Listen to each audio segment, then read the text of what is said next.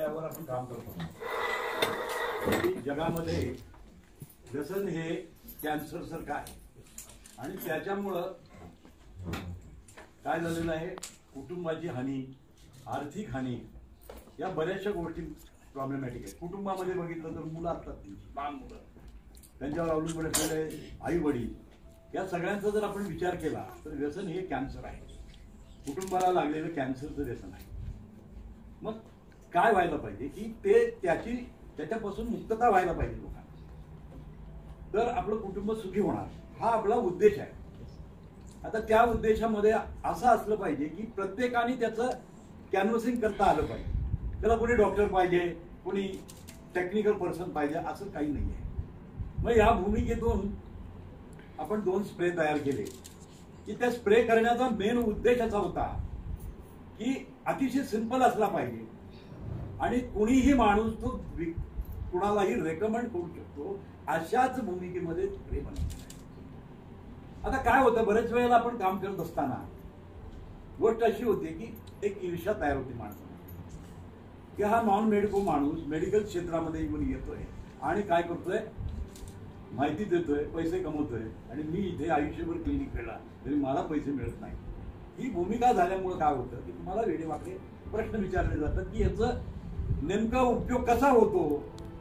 मग आता याच्यावर मी एक थोडक्यात तुम्हाला बोलणार आहे. तर हे जे सायन्स आहे, इलेक्ट्रो होमिओपॅथी सायन्स. आता इलेक्ट्रो होमिओ याचा अर्थ काय? इलेक्ट्रो म्हणजे काय?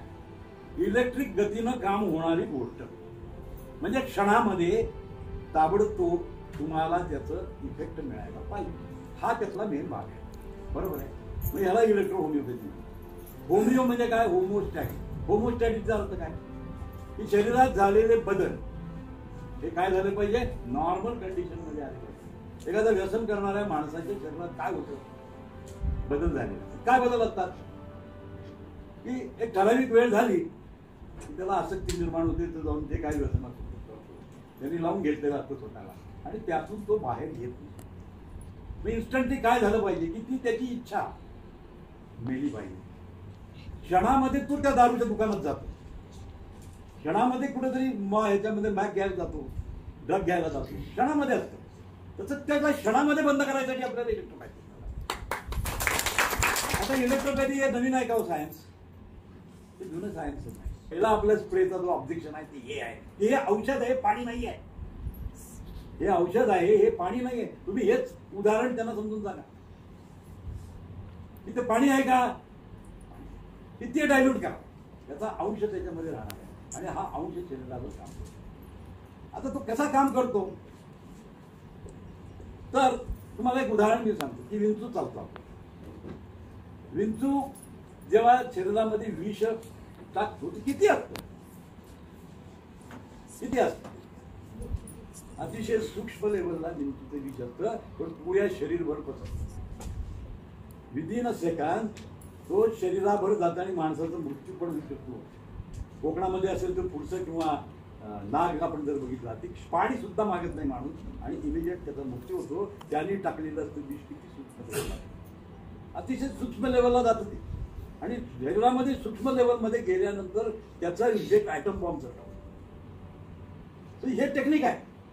म्हणजे कुठलंही सूक्ष्म केल्यानंतर त्याचा इफेक्ट नर्ववर होतो आणि नर्वच्या माध्यमातून ते मेंदूकडे जातं आणि मेंदूकडनं ते काम केलं जातं. आता जेव्हा तुम्ही स्प्रे मारता, आपण स्प्रेकडे घ्या. स्प्रे जेव्हा तुम्ही मारता, कुठं कुठं मारता सांगा मला? ही कानाच्या मागे, गच्यावर, समोरच्या बाजूला एक स्प्रे आपला देत आहे. दुसरा स्प्रे कुठं आहे? पोटाच्या वरच्या बाजूला तुम्ही ते मारता. आता थोडंसं शरीरशास्त्राकडे बघा. शरीरशास्त्र काय सांगतं की तुम्हाला माहिती आहे का, ब्रेन बंद पडला की माणसाचा मृत्यू होतो. त्याचा श्वास चालू असला तरी त्याला काय डिक्लेअर केलं जातं, बायोलॉजिकल डेथ केलं जातं. म्हणजे हे सगळं काम कुठून होतं? आपल्या मेंदूकडून. आणि मेंदूकडून प्रत्येक जे अवयव आहेत शरीरातले त्याला काय केलेलं असते, कनेक्टिव्हिटी आहे. प्रत्येक अवयवावर कनेक्टिव्हिटी आहे आणि त्याच्या सिग्नलच्या मार्फतीनं शरीरामध्ये सगळ्या गोष्टी होत असतात. आता मला सांगा, त्याला दारू ऐवजी दुसरी गोष्ट दे, तो काय करतो सांगा? तो पितो का? ते का नाही पित? का नाही पित? तर त्याची चव त्याला कळत असते की ते ठराविक लेवलची चव झाली की त्याचा ब्रेन ट्रिगर होतो आणि तो ट्रिगर झाला की त्याला काय पाहिजे ते तो अचीव करतो. आणि हे सोडायला तो मागत नाही. आसक्ती याचा अर्थ काय झाला? आसक्ती याचा अर्थ काय झाला की तिथून एक डोपामाइन सिक्रेट होत असतं आणि हे जे नर्व मॉलिक्यूल आहे त्यामध्ये डोपामाइन जाऊन बसतं आणि त्याला उत्साह निर्माण होतो. मरगळलेलं असतं. दारू प्यायल्यावर काय करतो ते? अंगात ताकद येते, जगातली सगळी दुनियाभरची ताकद त्याच्या अंगात येते आणि तो वेडा वाकडं कृत्य करायला लागतो. त्याचं ब्रेनवर कंट्रोल नसतं. ते अल्कोहोल त्याला कंट्रोलमध्ये नेत असतं. माणूस ही क्रिया होते. म्हणजे काय की त्याला चव लागल्यानंतर त्याच्यावर ट्रिगर होतो. आपण काय करतोय? साधं सिंपल आहे. तुम्ही इथं मारला, इथे काय असतात? हायपोग्लायसिस नर्व्ह आहेत. इथे नर्वचं जाळ आहे. या पूर्ण कानाच्या मागच्या बाजूला जर तुम्ही गेला तर पूर्ण नर्वचं जाळ आहे तुमचं. हायपोग्लायसिस नर्व्ह टेस्ट बर्डला ऍक्टिव्हेट करणारी इथे एक वाहिनी आहे. त्याच्यावर तुम्ही स्प्रे मारला, तो काय करतो? त्याला ती चव कळूनच घेत नाही. तो काय खातो त्याला समजत नाही आणि मग तो पीत राहतो. त्याला टेस्टच येत नाही. आता त्याच्या मनामध्ये एक भीती असते बघा, काय की मी दारू नाही पेलो तर मला कामच होणार नाही. मग तो चरमरिंग, हातपाय हालायला लागतात, कसा तरी करायला लागतो. मग तू वेडात होतो ती मिळवण्यासाठी तो प्रयत्नच करत राहतो आणि मग त्याची सारासार बुद्धी सगळी विसरतो आणि काय करतो? मारून टाकतो कोणाला तरी. फूट पण करायला लागेल. ती टेंडन्सी त्याच्यामध्ये तयार होते. पण इथंच आपण काय करतोय? त्याला ती संवेदना कनेक्ट करतो आणि ती कशाच्या मार्फतीने गेली? कारण इथून सगळे नर्वस सिस्टीमचे पॉईंट्स येतात. या ठिकाणी सर्वायकल गँग्लिऑन असतं. त्या गँग्लिऑन मधून क्रॅनियल नर्व्ह असतात. 12 क्रॅनियल नर्व्ह येतात. त्यातल्या क्रॅनियल नर्व्ह एक जिभेला जाते, एक जिभेकडे येते की जे तुमच्या जिभेवर जे टेस्ट बर्ड्स असतात. तुमच्या जिभेवर काय असतात? वेगवेगळे टेस्ट बर्ड आहेत. आंबट, तुरट, खारट, तिखट याचं संवेदना देणारे पॉईंट्स आहेत आपल्या जिभेवर आणि त्याचा सिग्नल मेंदूला जातो आणि त्याच्या डोक्यामध्ये काय आहे ते? त्या सिग्नल त्याप्रमाणे असतं. असं काही मला आता बरं होणार आणि म्हणून त्याची ती आसक्ती निर्माण होते. तुम्ही जेव्हा त्याला बंद करता तेव्हा त्याची जाणीव निर्माण होते की आता मला याची गरज नाहीये आणि म्हणून तो व्यसनातून बाजूला जातो. इतका बेनिफिट आपला. आणि हे काय करते? तर या ठिकाणी सगळे नर्वचं जाळ आहे. तुमच्या मेंदूकडनं येणाऱ्या पूर्ण नर्वस सिस्टीमचं जाळ आहे आणि या ठिकाणी सगळे पॉईंट्स आहेत आणि त्या पॉईंटवरच तुम्ही काय करताय? स्टिम्युलेशन देताय. आता तुम्ही मला म्हणाल की किती आहे ते औषध? विंचवाच्या विषय एवढं औषध आहे. विंचू जेव्हा तुम्हाला चालतो किंवा साप जेव्हा चालतो त्यावेळेला तुम्ही तो मायक्रोग्राम मध्ये विष हे करतो. आता काही वेळेला बघा, हातपिली सारखी वनस्पती आहे. तुमच्या अंगाला लागल्यावर काय होतं? हात सुटायला लागते. कुठे इंजेक्ट केलंय का त्याला? पण कुठे शरीरात घातलंय का? पण ती शरीराच्या विशिष्ट जागी लागल्याबरोबर त्याचं सेन्सेशन दाखवून तुम्ही बेजार होता. माणूस खाजून बेजार होतो त्याचा अर्थ काय झाला? तिथे सूक्ष्म लेवलचं औषध सुद्धा स्किनच्या मार्फतीनं त्या ठिकाणी मेंदूकडे त्याचा इफेक्ट करून तुम्हाला जी वस्तू करायची ती फायदा करून देतो. आणि म्हणून ते टेस्ट बट त्याचं काम नाही करत आणि त्याला दारू, तंबाखू, गुटखा याची टेस्टच लागत नाही आणि अल्टिमेटली ते न झाल्यामुळं तो व्यसनापासून मुक्त होतो. कारण तो काय असतो? असे काही लोक असतात की त्याला सचार इच्छा असते परंतु ठराविक वेळ झाल्यानंतर त्यांना त्याची डिमांड करायला लागतं. शरीरामध्ये काय असतं? शरीरात थोडं सांगतो तुम्हाला. एखादी वस्तू त्याला दिली. आता तुम्हाला बघा, लहान मुलं असतात तुमच्या घरामध्ये. लहान मुलं तुमच्या घरामध्ये असतात. चॉकलेट खाल्लं तरी जेवतो भरपूर. त्या दिवशी त्याला काय तुम्ही गोड वस्तू आणून दिली की तो सगळं खातोय आणि दुसऱ्या दिवशी तो मात्र काही खात नाही. मग परत त्याला काय द्यावं लागतं? चॉकलेट द्यावं लागतं. ही अशी त्याची अवस्था आहे. म्हणजे ते घेतल्यानंतर त्याला बरं वाटतं म्हणून ते सगळे उद्योग करायला चालू होतं. तर तेच आपण काय करतो? स्प्रेच्या माध्यमातून आपण काम करतो. टेक्निकल भरपूर आहे या ठिकाणी. सर्वायकल गँग्लिऑन असतो, तिथे 12 क्रॅनियल नर्व्ह देतात आणि त्याच्यामध्ये इथे हे जे एरिया आहे हा तुमचा, याच्यामध्ये सिम्पॅथेटिक पॅरासिम्पॅथेटिक नर्व्हस सिस्टीमचे पॉईंट्स येतात आणि ते काय केलेले असतात? Connected to the heart, brain, lung या सगळ्या गोष्टीला कनेक्टेड असतात आणि ते कनेक्टेड तुम्ही इथून काय करता? इथे सलायव्हरी ग्लँड्स असते, त्याचं सिक्रेशन करण्यासाठी सुद्धा मेंदूचं सिग्नल येतं.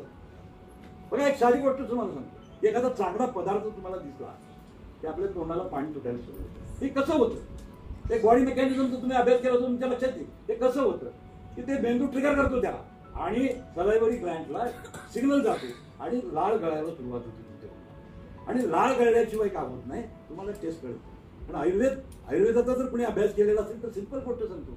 शब्द, रूप, स्पर्श, गंध आणि रस धातूसाठी तुम्हाला जलतत्वाची आवश्यकता असते आणि तोंडामध्ये जलतत्व म्हणजे काय?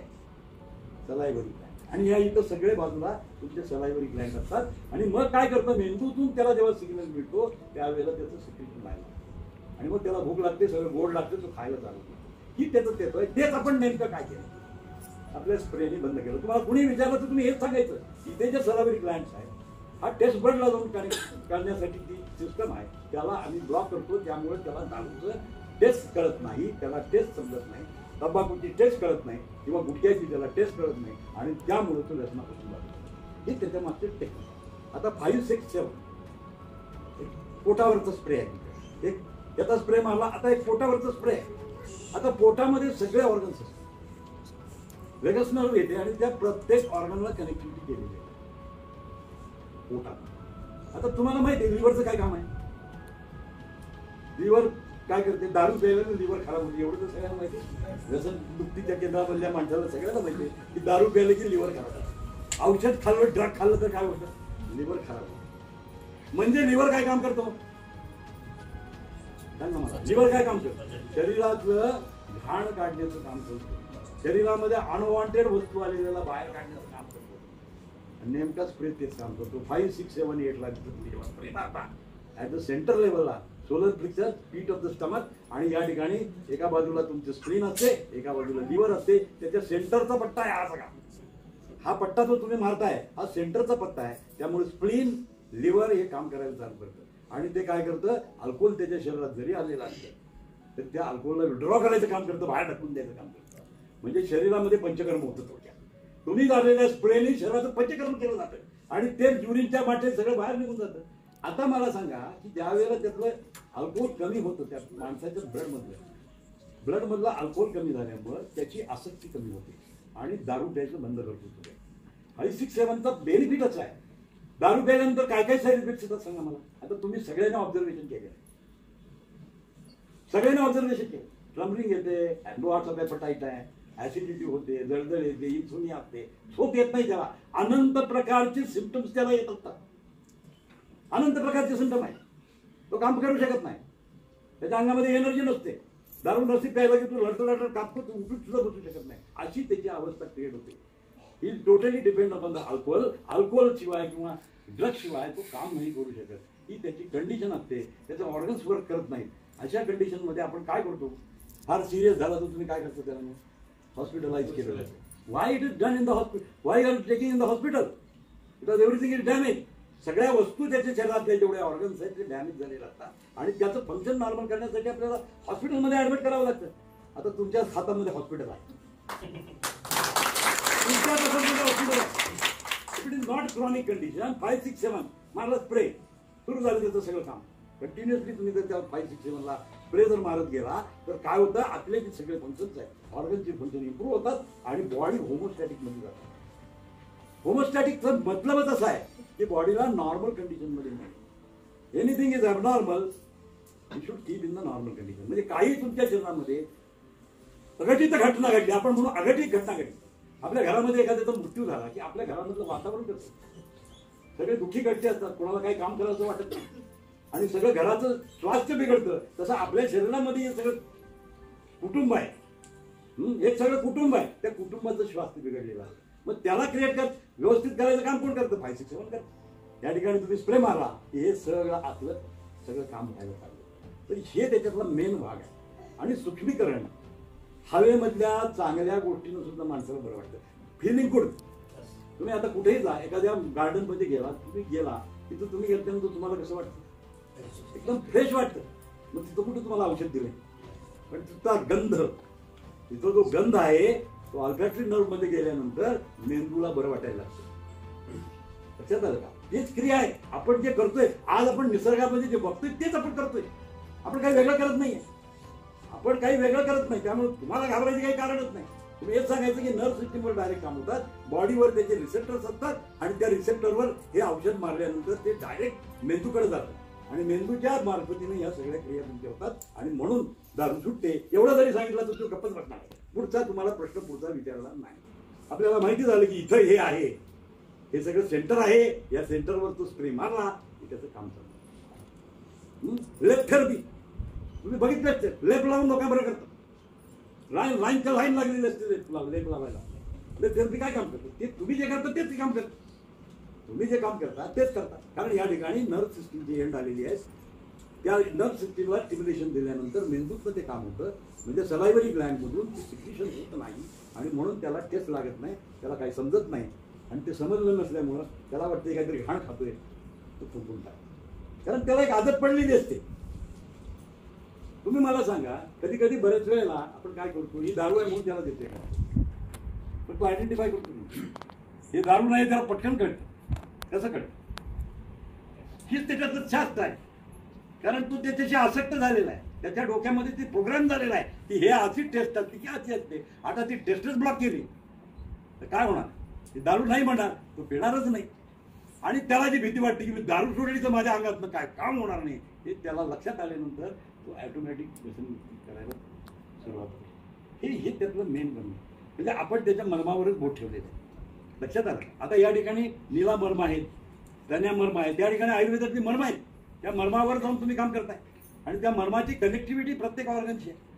सलायव्हरी ग्लँडची ऑर्गनची कनेक्टिव्हिटी आहे, टेस्ट बर्डशी संबंधित आहे, जीवेशी त्याचा संबंध आहे. आणि याच्यामुळं हे सगळं तुमचं काय केलं जातं, डिसेबल केलं जातं या स्प्रेच्या माध्यमातून. आणि ही स्प्रे आपण जी बनवलेली आहे, आता त्याला स्ट्रोक का मारायचं?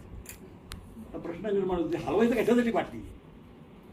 प्रश्न असा आहे की हलवायचं कशाची बाटली? विदाउट स्ट्रोक रिझल्ट येत नाही, स्ट्रोक मारल्यावर रिझल्ट येतो.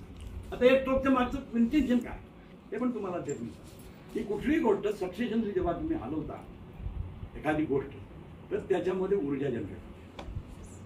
म्हणजे मेडिसिन इज व्हेरी लो, त्याच्यामध्ये मेडिसिनची मात्रा नसते. उद्या जर ते कुठेही तुम्ही त्या सॅम्पलवर नेऊन दिलं तर त्यांना त्याच्यात औषध सापडणार नाही. एखादा महाभाग घेऊन जाईल तुमचं स्प्रे तपासायला तर त्याला औषध त्याच्यात सापडणार नाही. पण तुम्ही जे पोटेन्शियलाइज केल्यानंतर त्याच्यामध्ये ऊर्जा जनरेट होते and that vital force work करतो. ही जी ऊर्जा असते त्याच्यावर ते काम करतं. लक्षात आलं का? ऊर्जेची संबंध आहे. म्हणजे इतके सूक्ष्म लेवलला ते औषध बनवलेलं असतं आणि जेव्हा तुम्ही त्याला सक्सेशन क्रिएट करता तर त्याच्यामध्ये ऊर्जा होते. आणि तुम्हाला माहिती आहे ॲटॉमिक रिॲक्टरमध्ये काय असतं, युरेनियम मध्ये त्या ह्याला ट्रेमेंडस ऊर्जा बाहेर पडते. तीच क्रिया आहे. आपण जेव्हा सक्सेशन करतो, जेव्हा ते हलवतो त्यावेळेला त्याच्यात ऊर्जा निर्मित होते. आणि ऊर्जा ही कशी असते, क्षणा तिकडून तिकडे जाते. म्हणजे नर्व मध्यती एका क्षणामध्ये मेंदूमध्ये जाते आणि त्याचा रिझल्ट मिळतो. आणि म्हणून त्याला आपण काय करायचं आहे, पोटेन्शियलाइज सक्सेशन करण्याची पद्धत आहे.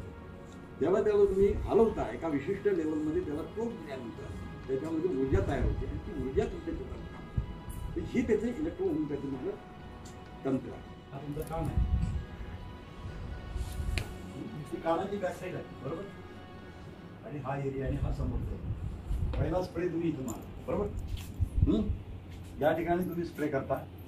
आता या ठिकाणी काय आहे तुमचं, तर ते पॉईंट्स आहेत इलेक्ट्रोहोमिओपॅथी प्रमाणे 17-18 नंबरचा पॉईंट आहे. 17 आणि 18 नंबरचे पॉईंट्स येतात या ठिकाणी, 17 आणि 18 नंबर. आता या ठिकाणी तुम्ही स्प्रे मारला, त्या मेंदूमधले लोब आहे तिथे. थोडक्यात दाखवतो, फार आपण डिटेल नको, हे खूप कॉम्प्लिकेटेड आहे.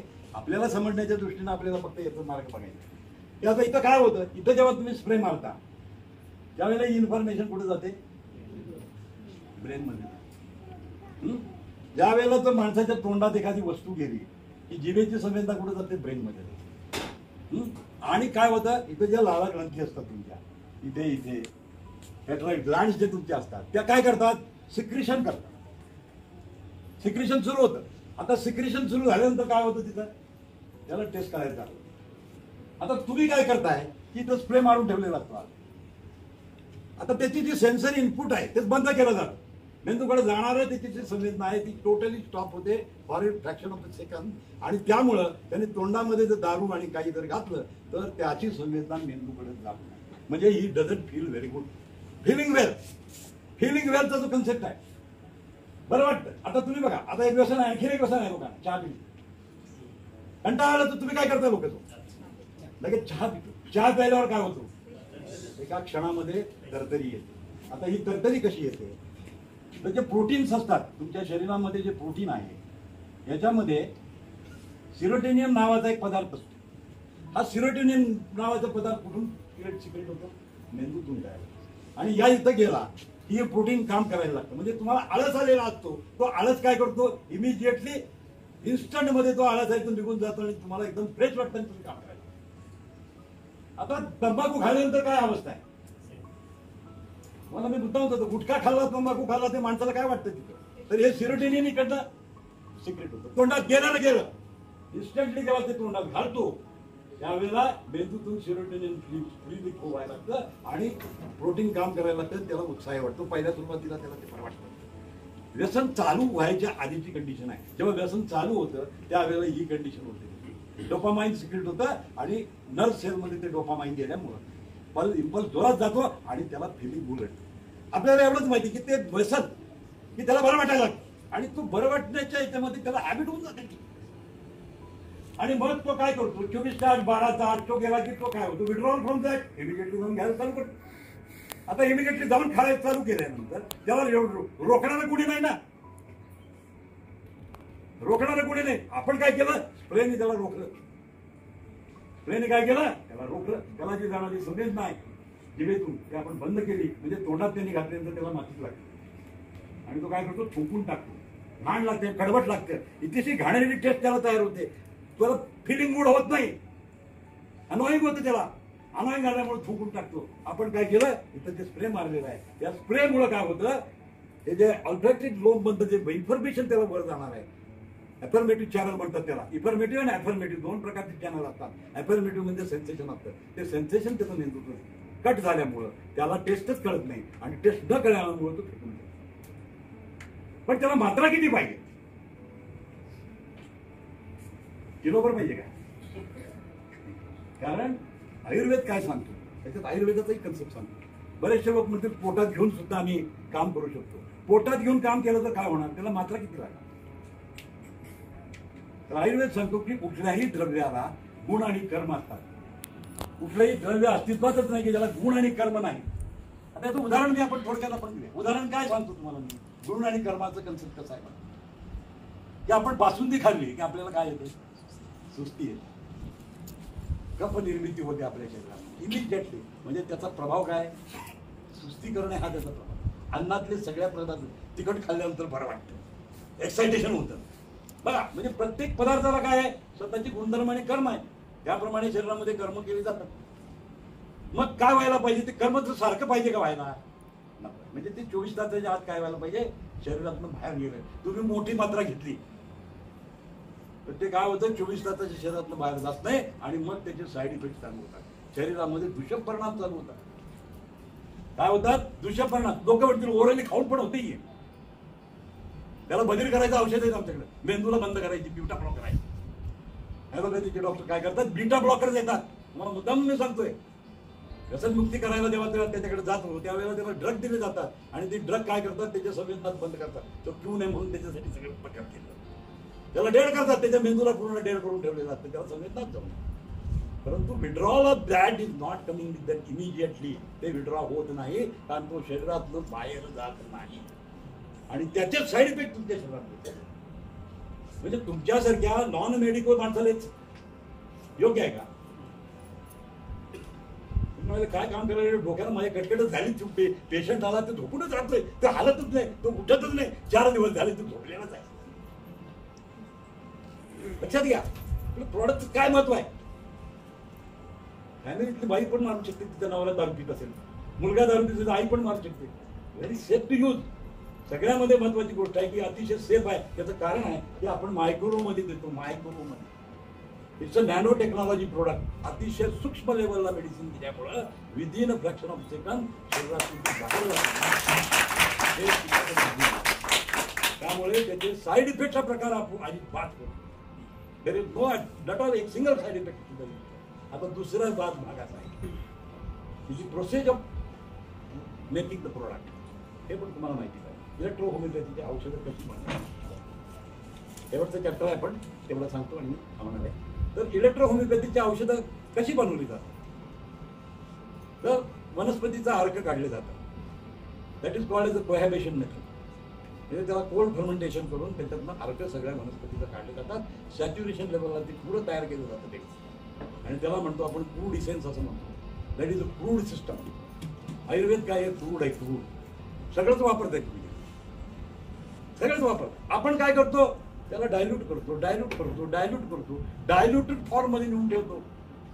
इतकं डायल्यूट आपण त्याला करतो की फ्रॅक्शन ऑफ अ सेकंड शरीरातून बाहेर जाते. त्याचं साईड इफेक्टच होऊ शकतो. 100% नो साईड इफेक्ट. त्याचं कारण आपण इतकं सूक्ष्म करतो औषध की जेवढं काम करायचंय तेवढंच काम करणार. शरीरामध्ये त्याचा रेसिड्यू राहत नाही. इमिजिएटली युरिन वाटे शरीरातून निघून जातं. ते औषध त्याच्यात राहतच नाही. आणि पूर्णपणे हर्बल मेडिसिन आहे 100%. मी का सांगतोय? आयुर्वेद सुद्धा 100% नाही आहे, होमिओपॅथी सुद्धा 100% हर्बल नाही. Electro homeopathy only herbal, 100% herbal आहे, 100% हर्बल.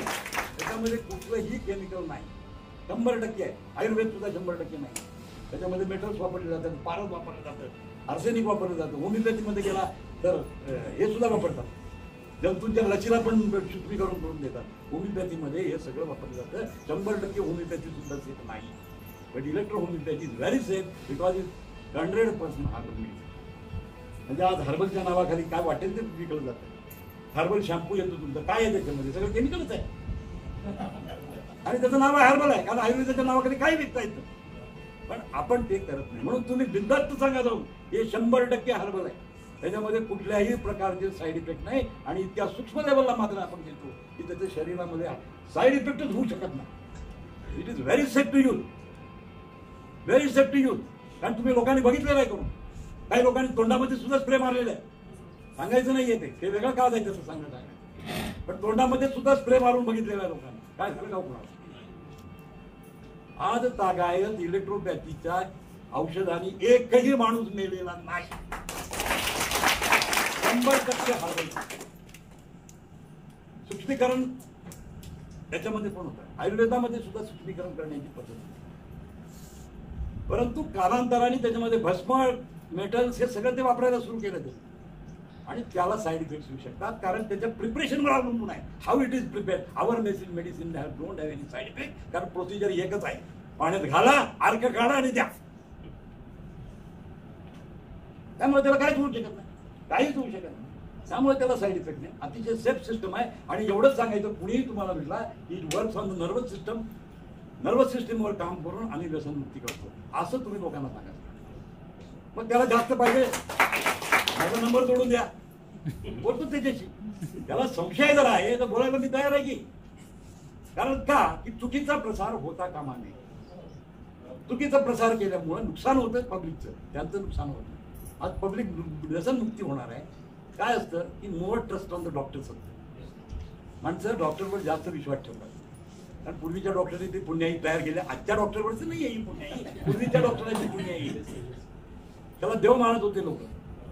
डॉक्टरला देव मानत होते. आज देव आहेत की नाही शंका आहे मला.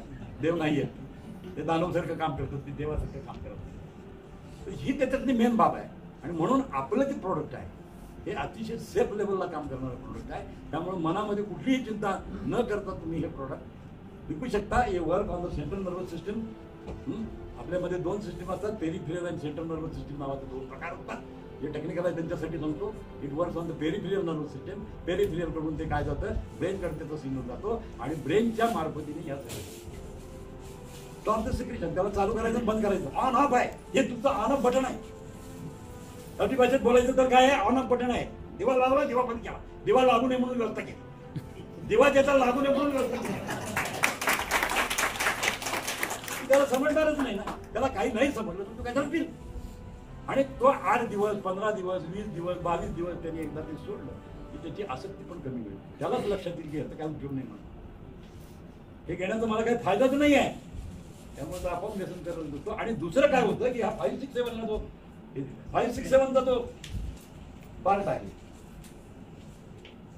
इथं जे 567 ला तुम्ही जेव्हा स्प्रे मारता त्या इथं काय आहे, तुमचं लंग आहे, हार्ट आहे, यात तुमचं लिव्हर आहे, तिथं स्प्लीन आहे, तिथं स्मॉल इंटेस्टाईन आहे, त्याच्या मध्ये स्मॉल इंटेस्टाईन आहे, हे लार्ज इंटेस्टाईन आहे. ही सगळी एरिया ह्या एरियात असते.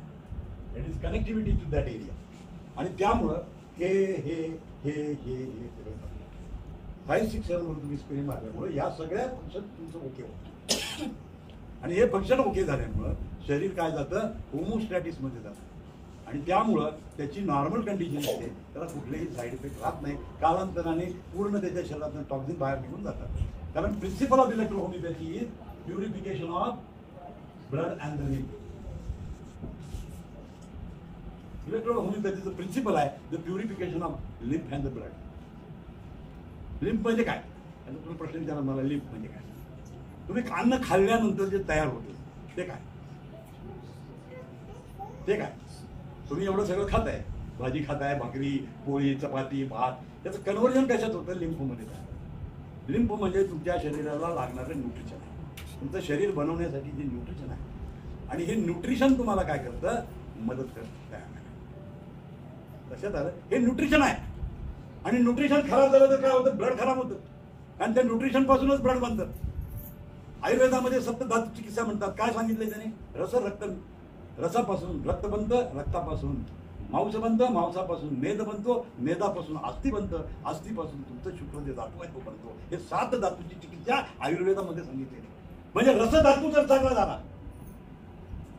तर सगळं चांगलं होणार आहे. तुमचं स्प्रे काय काम करतो? लिम्फ प्युरिफिकेशनचं काम करतो. त्याच्या लिम्फमध्ये अल्कोहोल असतं, त्याच्या ब्लडमध्ये अल्कोहोल असतं. ते अल्कोहोल किंवा ड्रग असतं, ते ड्रग बाहेर काढण्यासाठी मदत करतं. हे काय करतं? स्वतःच. आता तुम्हाला माहित नव्हतं सांगतो की जेव्हा आपण रेस्ट घेतो, शरीरात रेस्ट जेव्हा तुम्ही घेता त्यावेळेला शरीर काय करतं? डिटॉक्सिफिकेशन प्रोग्राम रन करतं. ज्या ज्या ऑर्गनमध्ये काय काय जे सडलेलं आहे त्याला सगळ्याला बाहेर काढून शरीरातलं बाहेर काढायचं काम करतं. आणि का करतं तसं? का करतं तसं सांगा? ते करण्याचा उद्देश काय? की तुम्ही झोपलेला असता तेव्हा तुम्ही काही खात नाही, तुम्ही काही काम करत नाही, त्यावेळेला सगळी ऊर्जा कुठे जाते?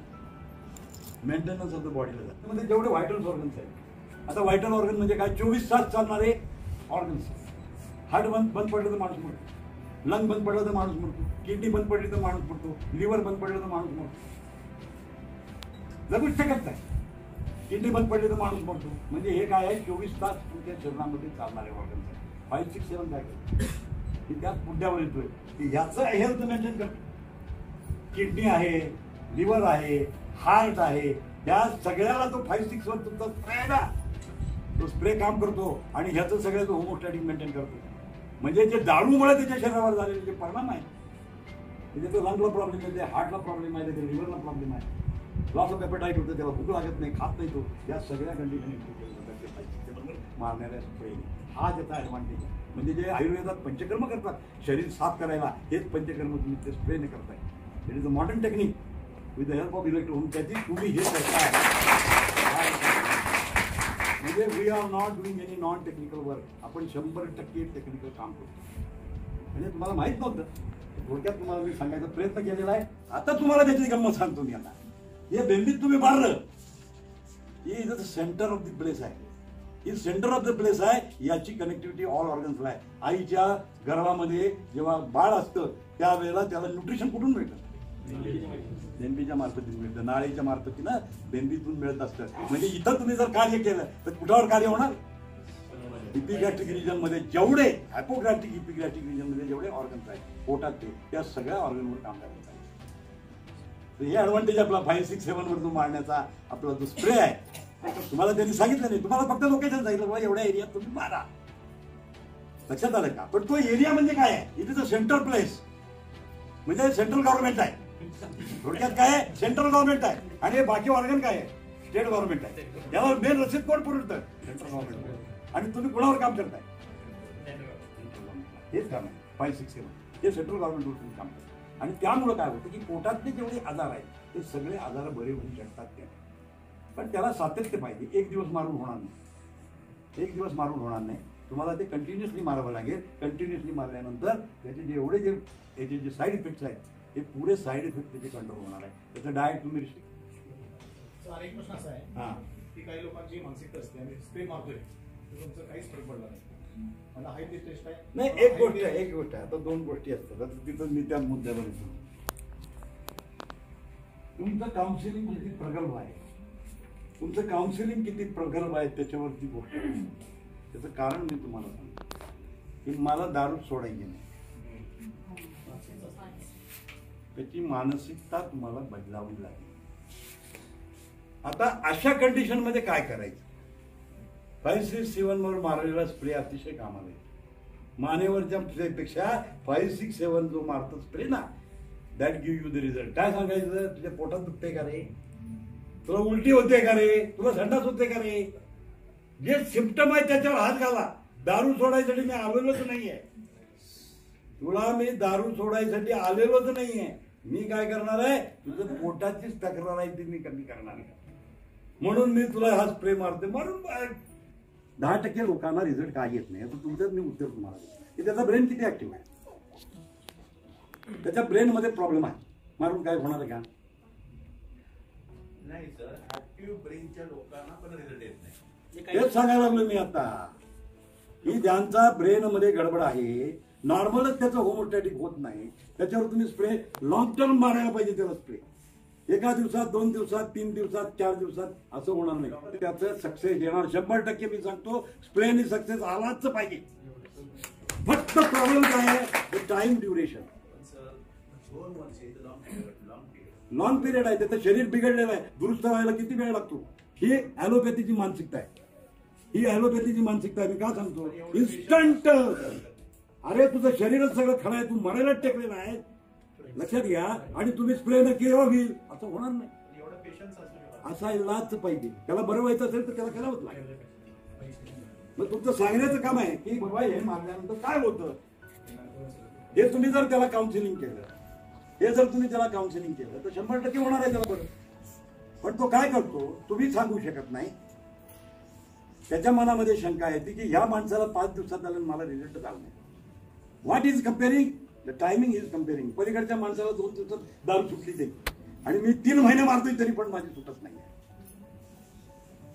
इफेक्ट झाला नाही असं नाही, त्याला चव जाते तिची. मग इफेक्ट झाला नाही कसं म्हणताय. आता तुम्ही मला सांगा, माझ्या प्रॉडक्टने काय केलं, ते चव बंद केली नाही. चव बंद केली की नाही, म्हणजे इफेक्ट नाही कसं म्हणणार तुम्ही. 10% लोकांच्या चवच बंद होत नाही. चव बंद होत नाही याचा अर्थ ते जास्त, तुम्ही जास्त स्प्रे मारायला पाहिजे. 3-4 वेळा, 5 वेळा त्याची मात्रा वाढवली पाहिजे तुम्हाला. 4-5 वेळा हो, बघा करून व्हायलाच पाहिजे. त्याला मात्रा जास्त लागते, कारण त्याचं हे सिस्टमच डेड आहे, वर्क करत नाही.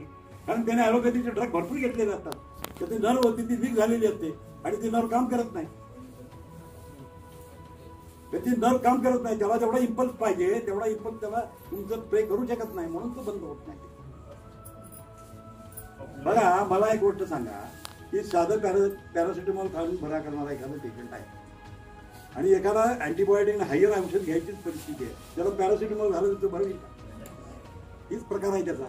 इतकं डेड झालेलं असतं त्याचं की त्याच्यावर काही काम करू शकत नाही तुमचं. म्हणजे हे त्याचं रिझन आहे. 10% लोकांना हा प्रॉब्लेम आहे. तर त्याला काय करायचं, कंटिन्युअसली करत राहायचं. त्याला हा काय बरोबर आहे, स्टिरॉइड असल्यामुळे ते डेड झालेलं असते ना, त्याला उपयोग होणारच नाही. कारण ती डेड झालेली यंत्रणा काम कशी करणार. औषधाच्या साईड इफेक्टमुळे ते डेड झालेलं असतं, त्याच्यात ते वर्क होत नाही. नाहीतर ते नॉर्मल पर्सनला ती इमिडिएटली इफेक्ट नाही. 90% तुम्हाला रिझल्ट आहे. कुणी 100% रिझल्ट देऊ शकत नाही, कारण 10% लोकांचे असतात की त्यांची सिस्टम वेगळी असते.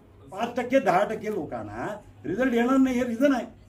पण सातत्याने त्याच्या डोक्यावर हॅमरिंग केल्यानंतर आणि सातत्याने त्याला स्प्रे मारत राहिला की ऑटोमॅटिकली तो त्यातनं मुक्त होऊ शकतो. तुमची ताकद किती आहे त्याच्यावर अवलंबून आहे.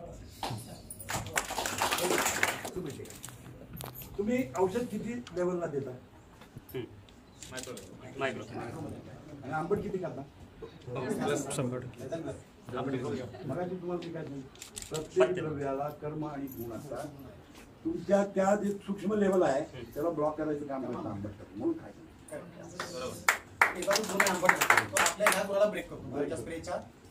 आंबट हा पदार्थ कशावर काम करतो तर लिव्हरवर काम करतो. पुढची गोष्ट मी तुम्हाला सांगतो की आंबट जे आहे ते लिव्हरशी संदर्भात आहे. आणि अल्कोहोल हा कशाचा संबंध आहे, ड्रगाचा संबंध कशाचा. सांगत होतो, पण त्याच्या वरच्या गोष्टी आपल्याला माहिती पाहिजे. आज आपल्याला सगळी माहिती कुठून मिळाली, आपण मिळाली.